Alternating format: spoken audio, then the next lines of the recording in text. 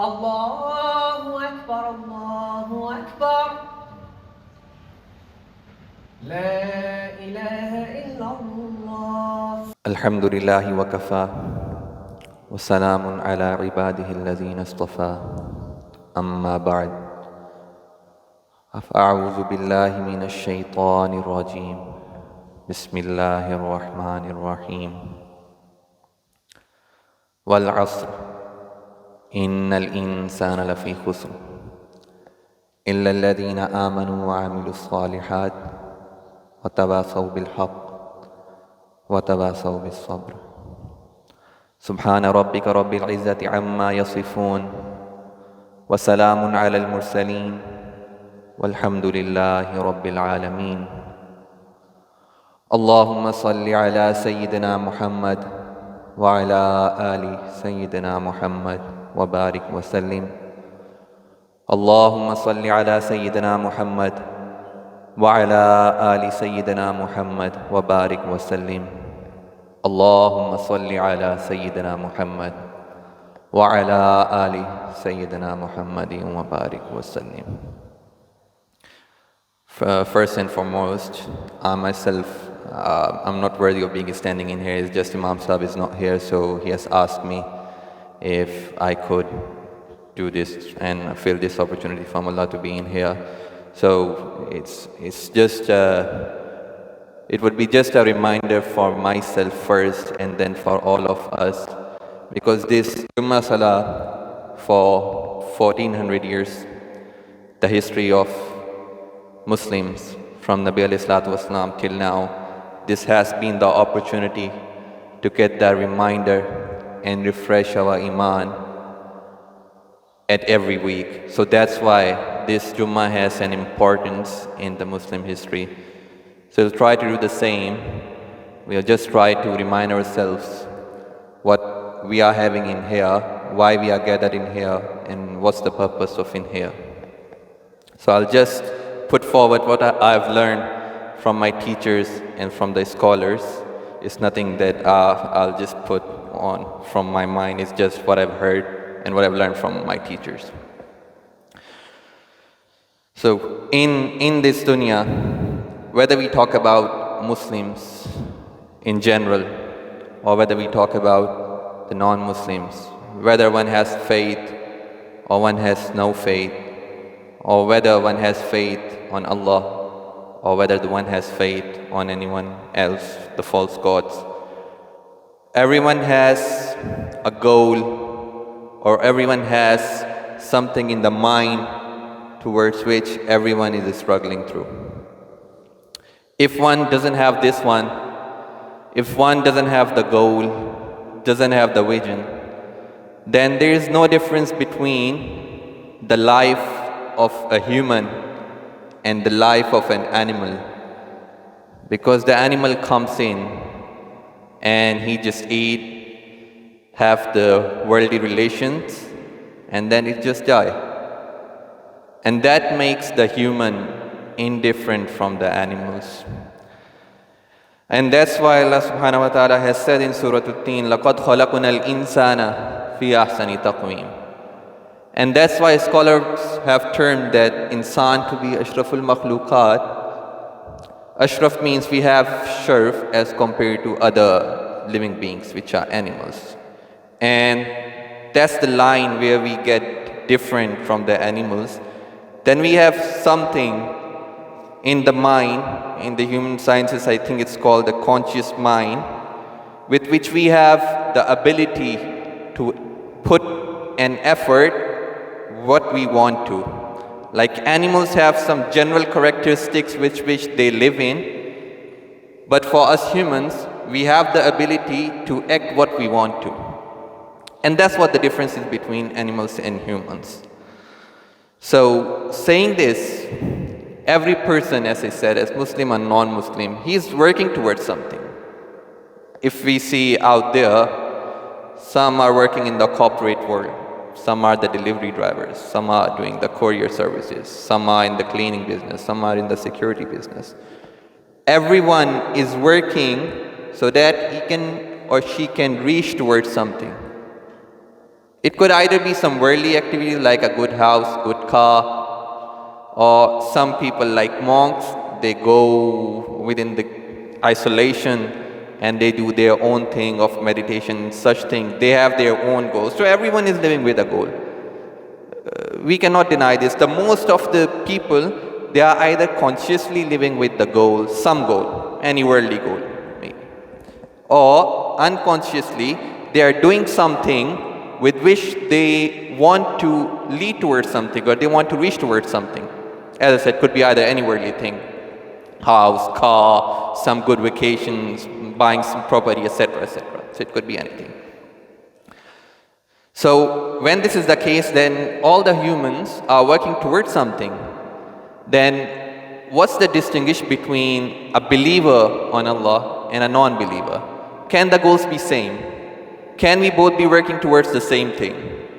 That's where the question comes in. And maybe this is very unfortunate now, and at least to myself as well, that because of the life we are living in right now, and especially in this country, that we have a robotic kind of life, that we are working 9 to 5, 8 hours, 7 hours, sometimes 10 hours, sometimes even on weekends, that we forget why are we here? That we forget even something, that we are Muslims, and what does the Muslim means? And what instructions do we have when we say we are Muslims? And that's a very important aspect, because if we don't consider this thing, then first line, which is the difference between a human and an animal, is the first thing. But then there is a line between a believer and a non-believer, which is for us. That's for us because we say we are believers, we have faith on Allah, but then at the end, we just forget what is this line. So if we see on a holistic picture, then as far as I'm concerned, then the life of us and the one who doesn't believe doesn't have much difference, to be honest. Because we are working towards the same thing, non-believers are working towards the same thing. In the end, we are trying to have the same thing. So there has to be some line, and which has to be defined somewhere. And that's where the ayah or the surah that I just recited, Surah Al-Asr, that came in.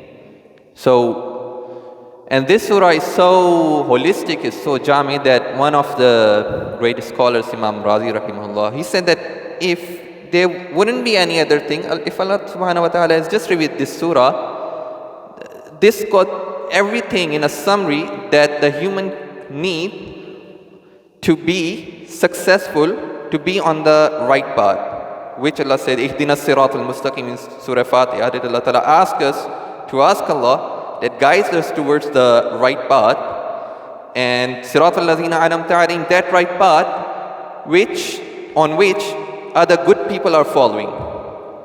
So that right path is defined in this surah. So Surah Asr starts with that Wal Asr, by the time. In Urdu we say Qasam. Qasam means, I think in Arabic it's Wallah. That's a very strong narrative. When you say Wallah, you are making something, a very strong argument. Means you are challenging the other person that deny me on this one. You cannot deny me on this one, put this way. So that's how this surah starts, and say by the time. Allah said by the time, because the time is something which is not in anyone's hand, it's just passing by. If we put focus on it, we don't put focus on it, it's just passing by. With every bit we are just getting near towards our death. We just don't think, but that's what is happening. So it's something very strong for which we don't have focus on it, and that's a strong thing Allah Ta'ala has made this statement from, that Wal Asr, Innal Insana Lafi Khusr. All mankind are doomed. So here it's not just about us being Muslims. It's for every person on the planet, it's every person on the face of this earth, to which Allah subhanahu wa ta'ala is saying that all mankind is doomed. So means all are in destruction.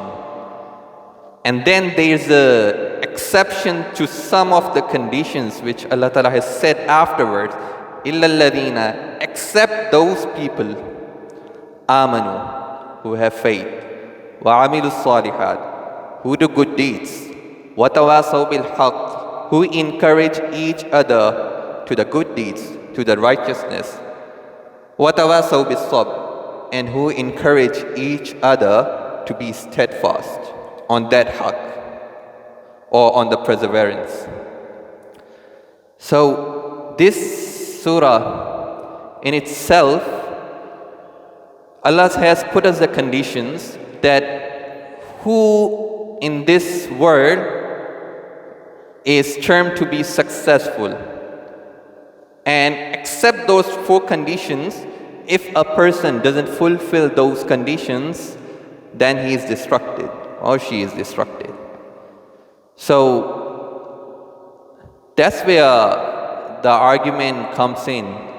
Then if we have the instructions that we have to fulfill those 4 conditions, we have to have faith, we have to do good deeds, we have to encourage each other in righteousness, we have to encourage each other to be steadfast.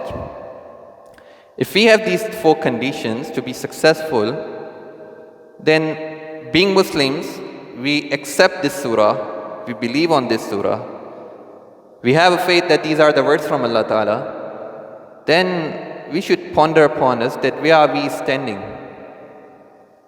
Because these are not some conditions that are put by some secular person. Like, that's the difference. So everything in this world, either you say constitutions or some acts, they are man-made. But these and then they put some conditions that that person is considered to be successful. For example, now if you have a good car, if you go to a gathering, you will be considered as a successful person. You have got good Mercedes BM. Yeah. If you have a good house, you have a big house, you're considered to be a successful. The other person seems you to be a successful person. And that's what the definition of the successful is. Now, from the secular perspective, or for something which not considered in the religion, but if you see from our religion, from Islam, Allah Ta'ala is putting these 4 conditions that a person, to be successful, he has to have these 4 conditions. So now, we just consider ourselves and we just ponder that where are we heading? We say we have faith. إِلَّا الَّذِينَ آمَنُوا. Okay, we come in the faith. We say, okay, legally, there's a different term. So legally, you can be a Muslim, but then, if you have Iman or not is another story. If you have belief in your heart or not is another story.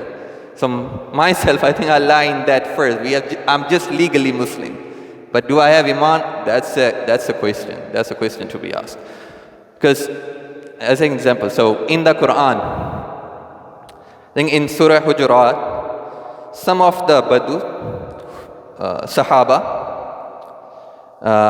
they came, and the ayah is, قَالَتِ الْأَعْرَابُ آمَنَّا, that Allah subhanahu wa ta'ala is asking Nabi al-Islam that those Arab come to you and say that قَالَتِ الْأَعْرَابُ آمَنَّا, we have Iman.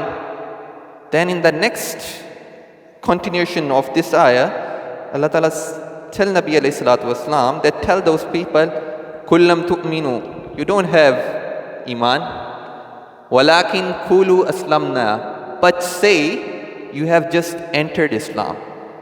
So that's 2 different terms. Islam is a legal definition of being a Muslim, then Iman, which is the pure consent of being a Muslim, that is present in the heart. So that's what the difference is right now. And I think that's what the difference right now, the Muslims in this time and the Muslim that have passed through. And that's where your faith comes in. That's where Iman comes in. Because if we don't have Iman, you can have a Muslim name, you can have Muslim written on your passport, on your ID, but then I think at the end, it's just like the way we are living the life is same as every other person that is living. Like, there is no difference. And that was the difference between us and the life of the Sahaba Karam. They had that iman, and that's why we hear stories which we cannot comprehend. And we sometimes just even question those stories, that how come this is possible. But that's what iman does. And that's what the love of any worldly thing does. For example, if a person has real love for the house, he'll work day and night to get that house. So he will work 50 hours, 70 hours, 80 hours in a week so that he can make that deposit so that he could get a house. So that's what love does. If we have a love of anything, that makes us do things which are beyond our perception. And that's why there are many stories of the humanly love, that a person does this for that girl and this for that girl. This is the power of love. And the iman is only love for Allah. And to know that we have to go towards Him. And that's why in the Quran there are many places, قَالُوا إِنَّا لِلَّهِ وَإِنَّا إِلَيْهِ رَاجِعُونَ الَّذِينَ إِذَا صَابَتْهُمْ مُصِيبَةٌ قَالُوا إِنَّا لِلَّهِ وَإِنَّا إِلَيْهِ رَاجِعُونَ. That we are from Allah and we have to go towards Him.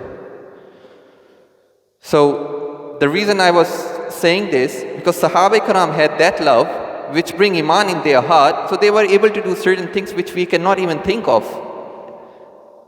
Like the Battle of Badr, 333, if I remember correctly from my mind, against 1,000 non-believers, all having, you could say right now, if we are here and there are other person who have got machine guns and everything, would we even think of that we can even go in front?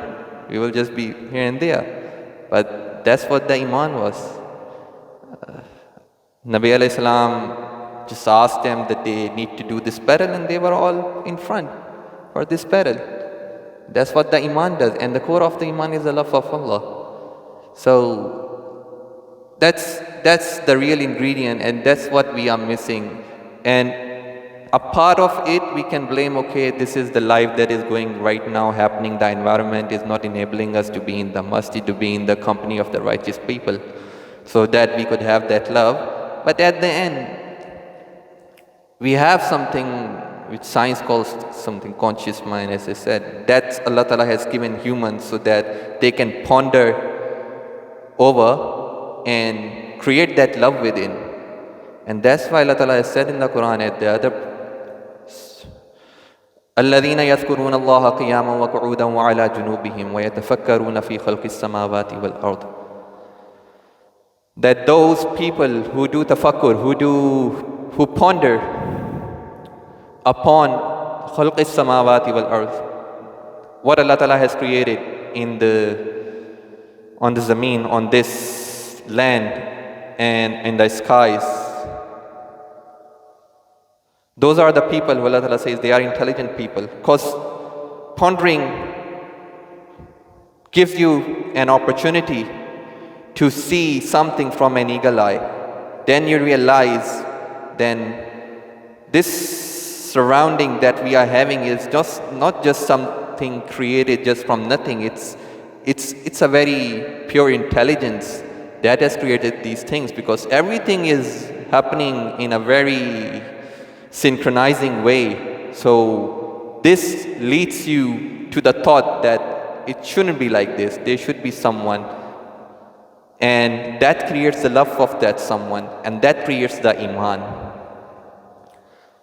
So going back to the surah, وَالْعَصْرِ إِنَّ الْإِنسَانَ لَفِي خُسْرٍ إِلَّا الَّذِينَ آمَنُوا. So Allah Ta'ala has said all mankind is doomed. All mankind is destructed, except those who have the iman. So we should really ponder whether we have that Islam or whether we have that iman.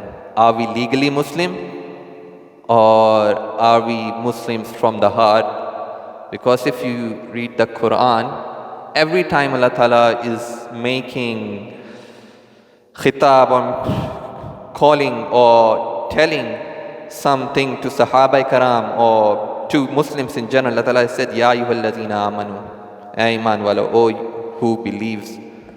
So Allah Ta'ala didn't said, O Muslims. Allah Ta'ala said, O believes, O who believes. So And if we don't have this belief, then it's very difficult to be steadfast. It's very difficult to battle all these worldly things happening outside, all these cravings that we are having for this worldly dunya. And that's why the first condition is iman. So if you don't have iman, set aside yourself. You are doomed as per this surah. So إِلَّا الَّذِينَ آمَنُوا وَعَمِلُوا الصَّالِحَاتِ. And second condition, who do good deeds. So it is not possible that if a person has iman, he doesn't do good deeds. I don't know what would say. They are both combined. Like as an example, if you have love to get a car, you will work day and night. It doesn't mean if you have a love for a car and you will just sit, do nothing to earn that car. You will work day and night. You will try to do everything you can, earn that money to get the car. In this way, if one has the iman, it's not possible that he doesn't come to the masjid. He doesn't pray. He doesn't give zakah. He doesn't give charity. He doesn't go to Hajj if he has enough wealth to do so. So that's the second condition. So if a person has the iman, definitely he will gonna do amilus salihat. And when he'll do amilus salihat, definitely he will be within the gatherings who encourage each other to do the righteous things. He will come to the masjid. If he has iman, he will come to the masjid. And a person, if comes to the masjid, the other person who is also coming to the masjid has something in his heart for Allah. That's why he's coming to the masjid. So the third condition is also fulfilled. Because they are coming to the masjid because of Allah, because of that first condition, because they have some sort of iman in there. We are coming in here because of Allah, we have that something in our heart. It might not be at a very high level, at the level of good pious people or righteous people, but at least we have something. So Allah Ta'ala has gathered us in His house, in His masjid. So we have that first condition. So we shouldn't be depressed or kind of thinking that but it's not sufficient. We should ponder upon that, whether we have this iman or whether we have this Islam. But this has led us, this amanu has led us to do this amilus salihat. We are in here. And the third condition, watawasaw bil haqq, watawasaw bis sabr. So we encourage each other to do the righteous deeds. Not in the masjid, but when we go back home, we encourage ourselves first and then our families, the nearby, to be engaged in what Allah Ta'ala has asked for. And then watawasaw bis sabr, then when we do these righteous things, definitely we'll have hurdles. Don't think that we'll just follow, we will just on a plane go have 12, 14 hours of this flight, and then the namaz time comes, we don't have the difficulty. Definitely, we will have the difficulty. But we have to pray, وَتَوَاسَوْا بِالصَّبْرِ. We have to be steadfast. We have to do what we have to do. So this is the very least. And these conditions are not put by any other person. It's put by Allah Ta'ala in the Quran. And we are believing on this surah. And as Surah Al-Asr is saying, إِلَّا الَّذِينَ آمَنُوا وَعَمِلُوا الصَّالِحَاتِ وَتَوَاسَوْا بِالْحَقِّ وَتَوَاسَوْا بِالصَّبْرِ. Without those conditions, all mankind is doomed. We are doomed. We are destructed. And in the beginning, Allah Ta'ala said, Wal asr, Wallahi with asr. By time, all mankind is doomed. So, we have to have some takeaway from here.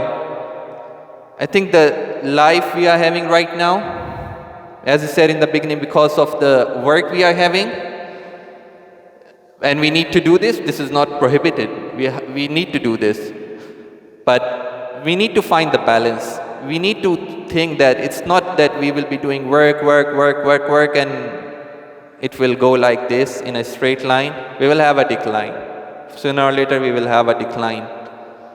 And then we will have such decline that we will be in the qubur.